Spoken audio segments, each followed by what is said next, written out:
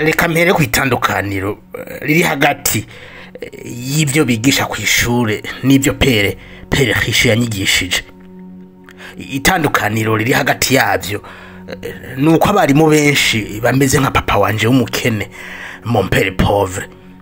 Murabizi igitabo ca mbere nanditse pere riche pere pauvre ni igitabo kijanye na comptabilité, ariko igitabo ca kabiri nanditse niki Cadrant Cashflow. Murabona kirafise ibice bine. Igice ca mbere ni igice ca kabiri ni C, igice ca gatatu ni B, igice ca kane ni I. Ibi bice bibiri E na C biri ngahi muri kote y'ibubamfu, ibice bibiri B na I biri ngaha muri kote y'iburyo. Iki nico nise Cadrant Cashflow. Papa wanje w'umukene pere pauvre yari muri iki kibanza ha muri mon père riche nawe papa wanje w'umutunzi yari ngaha muri B na I. Ikibazo rero ku ishuri nuko batatwigisha itandukaniro riri hagati y'aba bantu, nico kibazo gikomeye. Abari ngaha muri bagurisha umwanya wabo n'inguvu zabo ku mafaranga. Mu bisanzwe uri ngaha muri kote y'ibubamfu udakoze ntuhembwa. Abana bo muri C canke muri T bikorera ku giti cabo, nabo nyene bacuruza umwanya wabo kuko badakoze ntibaronka amafaranga. Aba nibo barimo aba petit entrepreneur canke nk'aba avocat independant, aba médecin independant, abantu nyene bikorera. Nabo nyene bari muri kategori y'ibubamfu, bacuruza umwanya wabo ku mafaranga, badakoze ntibahembwa, atamwanya bafise nta mafaranga yinjira. Ariko aha muri B, muri ikote y'iburyo, ibintu biratandukanye gose. Aha n'abafise business nini cyane, canke bakaba barakoze systeme ku buryo bw'uko niyo bataba batonze, niyo bataba bahari, amahera aguma yinjira. Bo bafise abakozi babakorera, bafise systeme iguma ikora nubwo bataba bahari. Ikibazo cyo ngaha muri kote y'ibubamfu nuko ugize nk'ikibazo ukagwara canke ukagira accident, ntushobora kuronka amafaranga. Rero c'est très dangereux. Ariko muri kote y'uburyo niyo ugira ikibazo ukabura umwanya, amahera aguma yinjira. Niyo mpamvu abari ngaha muri kote y'uburyo arabatunzi, kuko amahera bakoze systeme, amahera aguma akora kuri bo. Abari muri I n'aba investisseur bobo n'amahera binjiriza yandi, n'amakyamu gafata imodoka ukagenda. Ariko kuva muri uja muri B canke muri I ntivyoroshe nkuko ushobora kuvyibaza. Ibi rero bigusaba guhinduka ijana kwijana, haba mu vyumviro, haba ukubona ibintu, haba no kubumenyi, kuko utegeza kumenya ibijanye n'amafaranga. Kuko impamvu abakene baguma bakena nuko batigera biga ngo bongereze ubumenyi. Bibwira ko diplome barose zihagije, atabundi bumenyi bakeneye. Ariko abatunzi bobo baguma biga.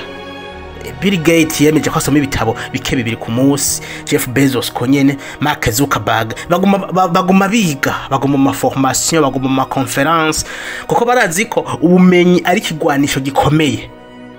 Abakene nabo icyo bafite ni arrogance, ntibashaka kwiga kuko imisi yose bibwira ko bazi vyose, bibwira ko babizi. N'abariko barabigisha kenshi barabasuzugura ngo none ngo yonyigisha iki, ngo ubundi ngo ivyo ngo yabimenye gute, ngo abizi gute. Nico gituma n'inyigisho ngaha nyinshi ziri muri iki gitabo benshi bazisuzugura kuko ya arrogance bafise.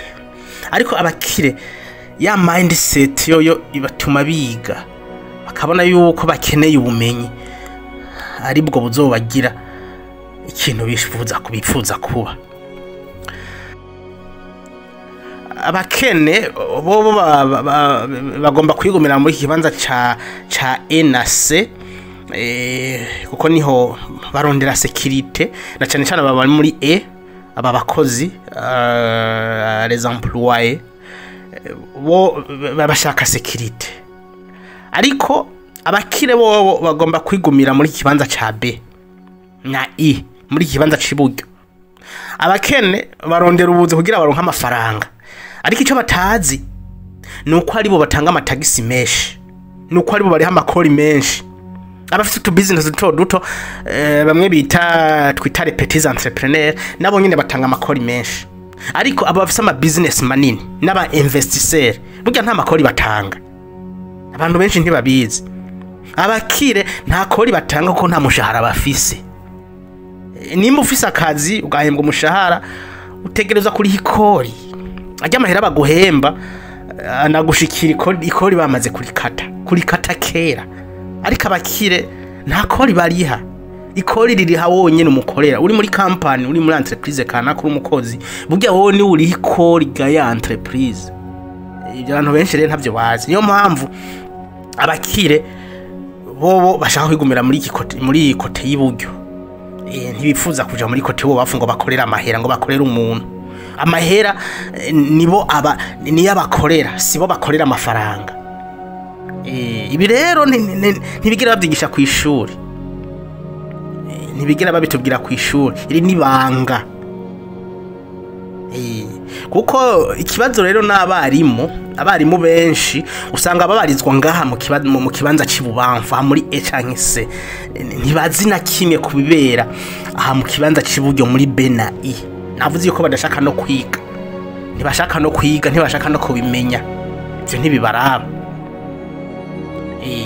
Abagenere benshi bashaka kuba ba entrepreneur, ariko kubwanje batekereza kubanza kumenya ibijanye n'amakori.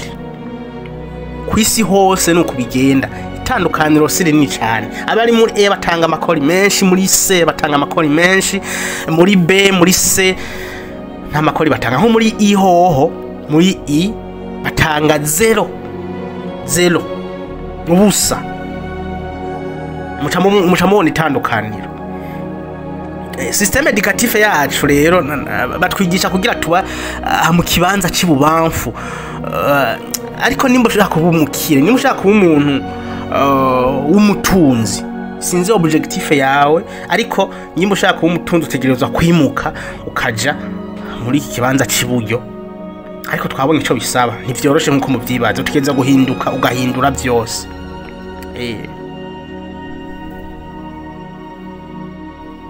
Impamvu rero ibi batabyigisha ku ishuri, impamvu babigize ibanga, nuko ishure ryubatse kugira riproduise abakozi. Ishure ntiryubatswe kugira riproduise abantu biyumvira, no, ryubatswe kugira riproduise abantu b'abakozi. Ni nk'iforoma, iforoma igibumba amatafari, mucamye iforoma hanyuma mugasohoka mufise forme imwe, nico bita conformité. Niyo mpamvu twabonye yuko burya abari mu kibanza ca E na C ni 95% y'abantu baba kwisi, kuko ni foroma, c'est la conformité. Aba 5% ni bisogwa baba byacitse ya system, ni bisogwa baba byacitse ya foroma, kuko bo bafise mentalite, bafise ivyumviro bitandukanye na bamwe bari muri E canke C.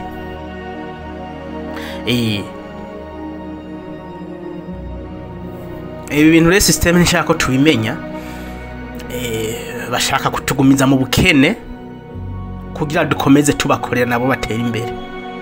Nibi iki gitabo le Cadrant Cashflow kirimwo inyigisho zidasanzwe kujanye n'amafaranga, kujanye n'ubutunzi, kuko twese turakorera amafaranga, ariko inzira avamwo ziratandukanye. Waba uri muri E, waba uri muri C canke T, ukaba muri B canke I, twese turaronka amafaranga, mugabo turaronka mu nzira zitandukanye. Rero nyimba ushaka kucisomera, wonyandikira muri commentaire nkaguha PDF ukacisomera cyose. Kandi wakoze kubana nanje. Bye.